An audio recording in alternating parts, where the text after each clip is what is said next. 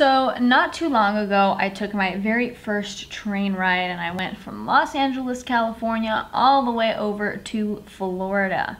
And it was a long ride and I actually fell in love with the process and I said, you know what, I am gonna go and do this again. So today's topic of discussion is going to be taking an Amtrak, the Sunset Limited from Los Angeles to Houston. Hello there everybody, my name is Nicolett Electra and we are back with a travel video this week for you guys. I am obsessed with traveling, I'm obsessed with trying different forms of traveling, and the Amtrak has become one that I actually really enjoy as of lately for many reasons, but I'll name just a few here in a little bit in this video. But today I wanted to talk about specifically the Sunset Limited train and talk about my process being on there, a little bit about the train itself, things to think about if you're, gonna take one of these trains, and things to bring, etc. And just the overall experience. So if you're interested in taking the Sunset Limited or an Amtrak train, then this is a video for you. So let's start off first and foremost on the stations. So since I went from LA to Houston, I went with the Union Station train all the way to Houston, and they have just kind of like a small little depot spot. Union Station is pretty iconic here in LA and has been here for many years, and it's a very, very, very beautiful station. It almost reminds me of like Grand Central Station in certain regards with its kind of timelessness, but it's definitely not Grand Central, but it's definitely really, really nice. Houston's Amtrak station was like very small. I was actually very surprised when I walked up. I was like, what the, this is it? What? So tiny in comparison. But the stations overall, they were clean, they were quiet, no complaints. Now we get to the train and the train process and all of that. The Sunset Limited was a pretty clean train. It was a pretty easy train. The way that these trains are set up, the downstairs floor has the restrooms, has about 5 to 6 restrooms available. Only a toilet, only a sink. There's no showers. If you drive coach, no showers. If you drive in a, not a bunker, what are they called? Like just like a sleeping room. If you ride in a sleeping room, then you do get a shower. But I did not have a shower. I just had, like I said, the pooper and the sink. That's what I had, the toilet and the sink. And then on that bottom floor as well, you also have access to like there's like a little area where you can kind of put your luggage if you wanted to, if you have a big piece of luggage. You can also check in luggage and they'll put it kind of stowed in like a secret compartment down there as well. So that's kind of what the downstairs is. Then you move on upstairs, and upstairs is where all of the seating is. Each row on the train has 4 seats total with the aisle in the middle, so about 2 seats and 2 seats. Since I went when they had only a 50% capacity for the train, it was a pretty easy train ride altogether. I was able to have both seats to myself, which was lovely, and it allows for maximum comfort and just like movability throughout the whole stay. I was able to lay on both when I slept at night, and I was able to put some stuff off to the side, etc. The seats themselves have a little like pull up, what is it called? Leg rest, so that when you do sleep you can lay down a little bit easier.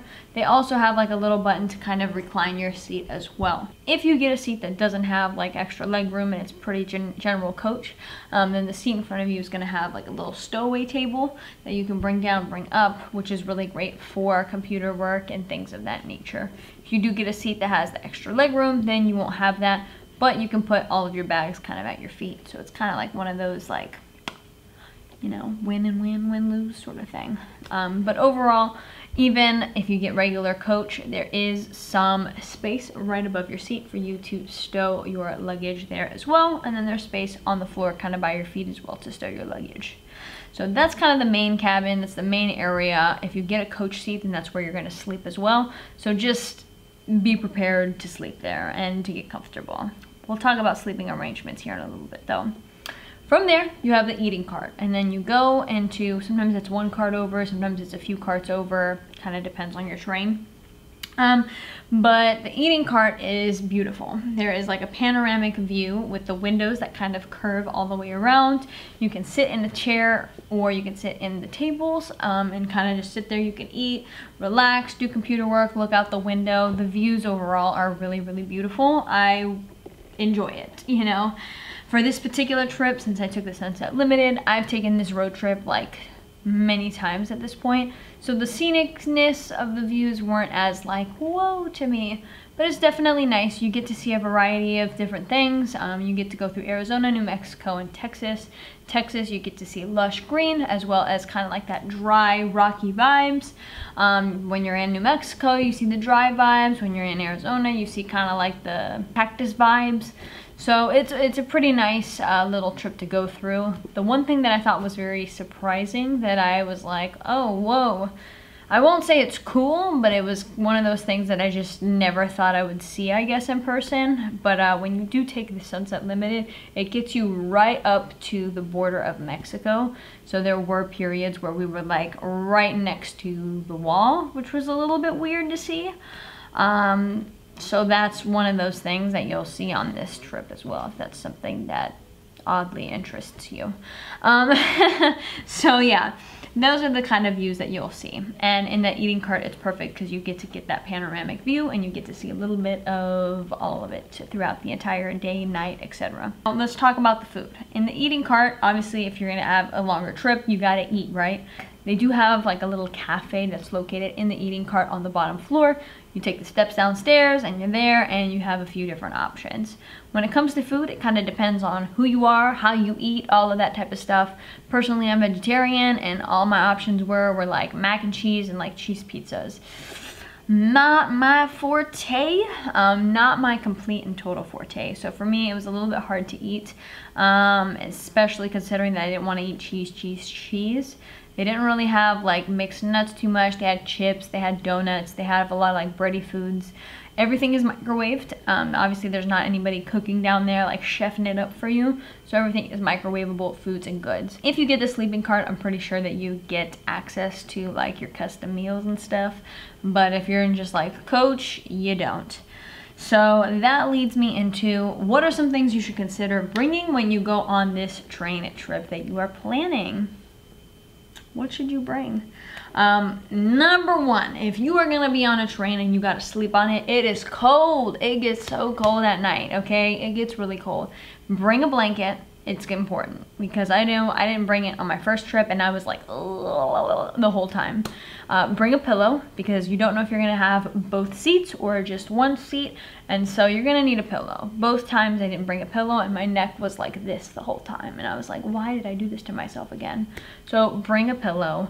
And then also food. You know, if you're a vegetarian or you're someone who kind of like wants to eat a certain type of way, don't hesitate in bringing some snacks for yourself. I've seen people kind of get off the train at certain points and go pick up some food from like the local whatever in El Paso. All of the, what are they called?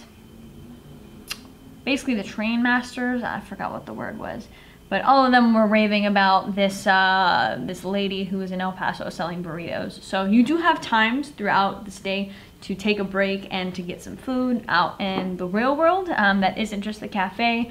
But in case you don't want to get out and kind of explore, whatever the reason might be, then I would suggest bringing a few snacks for yourself. I don't know how legal it is to bring it on the train, but I brought some like plantain chips and like pistachios for myself. So yeah.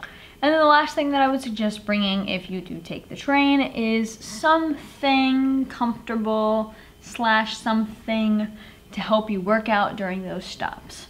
On my first trip going into Houston, I didn't bring anything, and during the stops I was kind of like, I was so in the zone working on a project that I was like, yeah, like I'm good, I'm fine, whatever.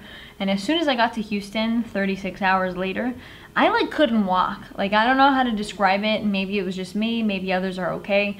But I worked an event that evening and like tripped over 2 different staircases and got bruised up really bad. And it was like the dumbest thing because I'm like, how do you not know how to walk? But I guess from just sitting for 36 hours, I didn't know how to walk anymore. So the second time around, I brought a jump rope with me, took it from my brother, and that jump roping in between sessions really made the difference for me personally.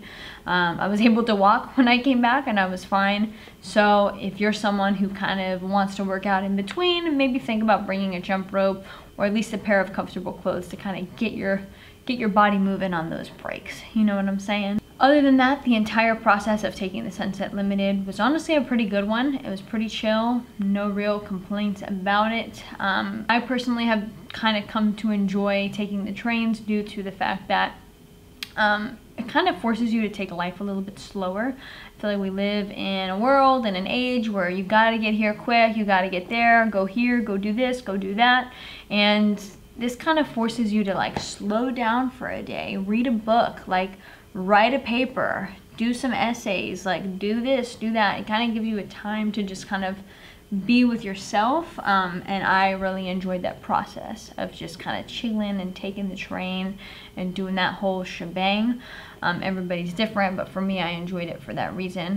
When it comes to Wi-Fi, this particular train I do not think had any Wi-Fi because I tried to log in and it did not log in, so I was using my phone hotspot. So like I said, everything comes with pros and cons. You kind of got to put it all into perspective, but for me, it wasn't a big deal. I was able to find other things to do in that meantime. But that was basically my trip. That was basically the Sunset Limited and my experience taking this this train. It was a pretty great train. It was a pretty fun train, cool experience. Hopefully, if you're considering taking the Amtrak train, this kind of helps you with kind of getting a little better idea of what the Amtrak is about, what's included within your airfare or your train fare price, and all of that type of stuff. So thank you guys again for watching. We'll be back with some more videos here soon for you guys. And yeah, enjoy the rest of y'all's week. If you guys like this content, don't forget to hit that subscribe button wherever it is. And we'll see you guys in the next video. See ya!